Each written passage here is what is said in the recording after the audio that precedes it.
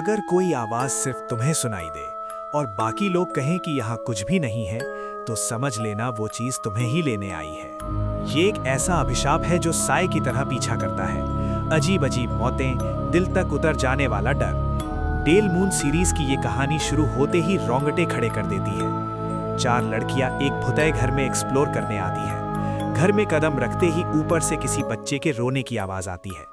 अजीब बात यह होती है कि बाकी तीनों को कुछ भी सुनाई नहीं देता, लेकिन ननामी जैसे किसी अनदेखी ताकत के खिंचाव में दूसरी मंजिल की ओर बढ़ जाती है। जैसे ही वो कमरे में घुसती है, लाइट टिमटिमाने लगती है। कोने में एक छोटे बच्चे की परछाई दिखाई देती है और उसके पैरों के नीचे से अचानक काला पानी रिसने लगता है। पास की अलमारी जोर जोर से खटखटाने लगती है। डर के मारे ननामी भागने की कोशिश करती है, लेकिन दरवाजा अपने आप बंद हो जाता है। वो बाहर मदद के लिए चिल्लाती है, मगर नीचे उसकी दोस्त हंसते बोलते हुए कुछ बच्चों की बनाई हुई तस्वीरें देख रही होती हैं। उन्हें नहीं पता कि इन तस्वीरों में बनी लकीरें दरअसल उनकी आने वाली मौतों का नक्शा है। अचानक अलमारी खुलती है, काले खून की बाढ़ बाहर बहने लगती है और एक डरावना बच्चा सामने प्रकट होता है। ननामी को बचाने के बजाय तीनों लड़कियां उसका मजाक उड़ाकर वहां से चली जाती हैं, लेकिन उन्हें नहीं पता था कि कर्म का बदला बहुत जल्दी मिलने वाला है।